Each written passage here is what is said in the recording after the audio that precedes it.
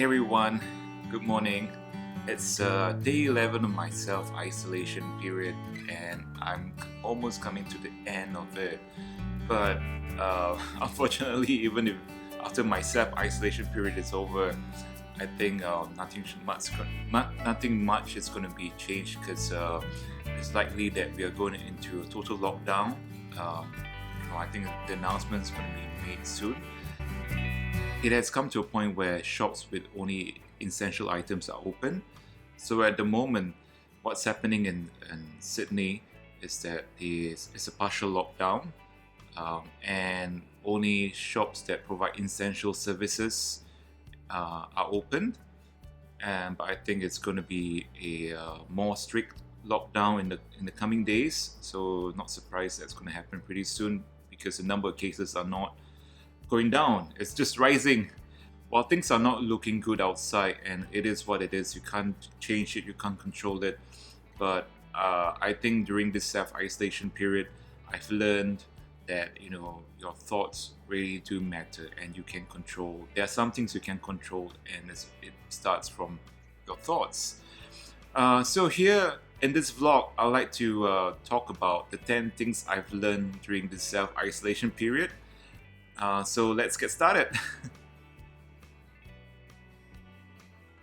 So number one is, there's lots of news going on around the world, and friends and family members been trying to forward messages through WhatsApp and through other social media. But I think it's come to a point where it gets really stressful for me. I'm sure that many people are also experiencing the same. For myself, it's come to a point where I decided that I'm just going to filter the news, filter whatever friends have forwarded. So I decided to filter as much information as I can and only rely on reliable sources such as the ABC News, the Australian Broadcasting Corporation News, BBC News, Channel News Asia. So that kind of gives me that connection back home to know what's going on and yeah, so that's what I try to do, is to filter out news as much as possible. Number two. So number two is about learning about the human instinct. And so like what I've learned over the years is that, people always talk about the want versus need. And now it's never more a better time to understand what is that you really want and what is that you really need. And recently, since all of these things, the news happened, it's been basically about the human survival. It's about making sure that I have enough essentials and I can survive for the next few weeks of the lockdown. Because before coming back to Australia, I've been hearing news and watching on social media about like people hoarding toilet rolls and buying food essential supplies and hoarding as much as possible. It really tells you a lot about the human instinct. And because of what people are doing, it has a trickle effect down on those who don't hoard. It kind of like for myself, it kind of switches on this instinct where I'm making sure that I have enough because of this people's selfishness to hoard items and buy as many items as possible. You also got to think for yourself and making sure that you have enough to survive on.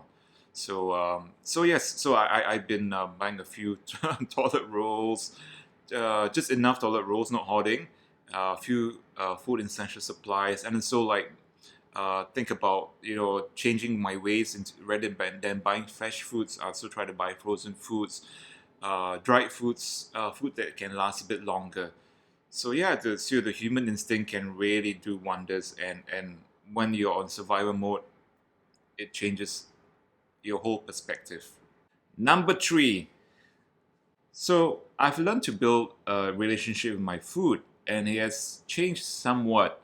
One thing I've learned is definitely not to waste my food, and I'm trying to find creative ways to upcycle my fruits, especially because with fresh fruits it doesn't last very long, and apparently I bought like nectarines, figs, bananas, oranges, and I'm trying to finish as much as I can, which it's kind of good, like, I'm working on a healthy diet in a way. But then I realized that some fruits like bananas, they don't last very long, so I had to find ways to upcycle the food. So in a way, like in my previous vlogs, I make nectarine fruit jam, and I also make banana bread. So that kind of helped to help to find new ways to upcycle my food and also prolong my food. In that sense, it has built a new relationship, and it sparked some creative ideas in terms of my approach.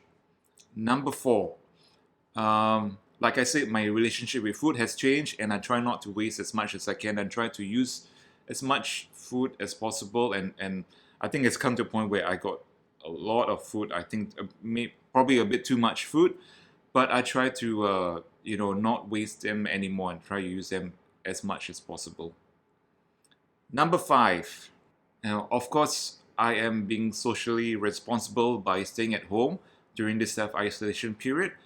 This crisis has really shown that everyone has an effect and plays a role in society. Something small that you do can create an effect. So, by being responsible and staying at home in self isolation and so during the lockdown, my chances of getting contracted by the virus is lower, and so chances of spreading the virus, if I do have, is also lower if I stay at home more often. So guys, I hope you're doing the same too. Number six, taking care of my mental health, which is very important because the last few days has been really stressful, especially the first week. I think everything happened, like I said, mentioned again, everything happened so fast and it was all so surreal. Um, yeah, so it took about a week to actually finally calm down, and during that time, during the time of understanding what's been going on and how I managed to be in Sydney within a matter of 24 hours or 48 hours, um, it's I think it really took a toll on my mental health, and also like physically and mentally.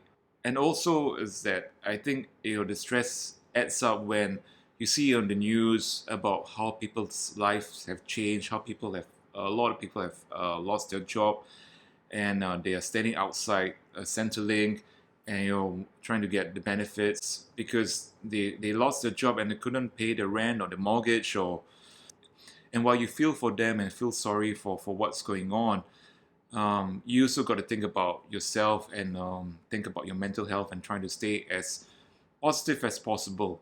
So that's very important, keeping in check.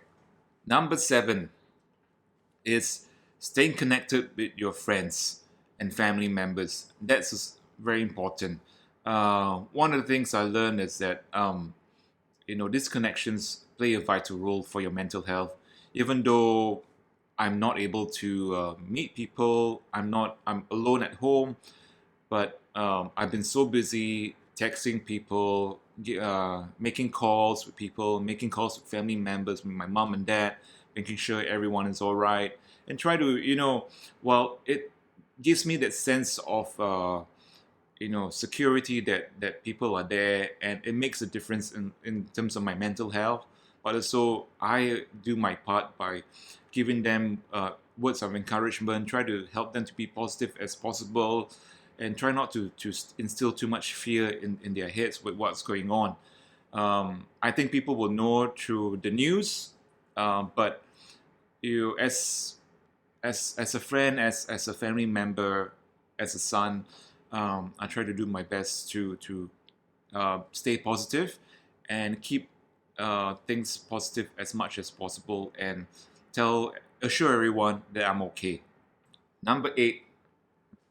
Number eight is about feeling blessed and be grateful with what you have. I think the most important thing for me now is that I am very grateful for my health, that I have good health and I'm okay, and I'm not affected by the virus so far. So I know it's kind of condescending in a way, because a friend of mine was saying that eventually everyone will get the virus, and I don't think that's really a nice thing to say, but we hope that not many, not everyone will get the virus, and also like of course I hope that I won't get the virus, because if you get the virus, it takes a while to get your health back into normality, and that's not what you want. You want to stay healthy for yourself and also stay healthy for your family and friends. So it's about being responsible. Number 9. In this point of time, I feel that the women leaders really shine out. It's amazing what they do, and so their tactics are so different from all the male leaders in the world. For example, like Jacinda Ardern, I thought it was amazing that she did a Facebook Live video and checking on her citizens and making sure everyone's okay. I think that's very, very good. In times like this, we really need leaders who can show compassionate kindness and solidarity. And so with that, I also applaud Nicola Sturgeon for doing such a great job. The First Minister of Scotland. I think that's very important. She really hits what she said in the speech really hits home, and it's something we really need to practice. Not only staying at home, but also be responsible, and so checking on our neighbors and see if they're okay, if they need any help. I think that speaks a lot about the greatness of one leader, and that goes a long way. So to all the women leaders out there who are in this crisis and helping out, thank you so much for doing a great job. And finally, number 10. So with number 10, and this is my last one, is take time to enjoy this isolation period. I think it's as much as it's not a good thing that what's happening in the world, but also it can be a blessing in some ways. We've been so busy with our fast-paced lifestyles, and this is our time to take things slow. So these are the times where you can reconnect with yourself, reconnect with your partners, reconnect with your family members. And yeah, because we're never going to get this for a long time. Hopefully not again. So this is the time to reconnect with everyone. Once everything goes back to normal, it's not going to be the same anymore. And we're going to go back to a fast-paced lifestyle. And also, we'll be busy catching up with things that we've missed. So take time to enjoy things at home. So with that, I hope you guys liked this week's video. I have probably learned a lot from this self-isolation experience, and I hope it gives you guys some insights of what I've been up to. And so thank you for watching this week's episode. We'd really appreciate if you guys hit like for this video. Hit the subscribe button if you haven't subscribed yet, and also the bell for further notification. So thank you guys. Thank you so much for your support. Thank you friends. Thank you everyone. I'm really appreciative of this self-isolation period, and I hope to see you guys in my next vlog. So I'll see you guys soon, and take care and have a blessed week or weekend. Ciao ciao.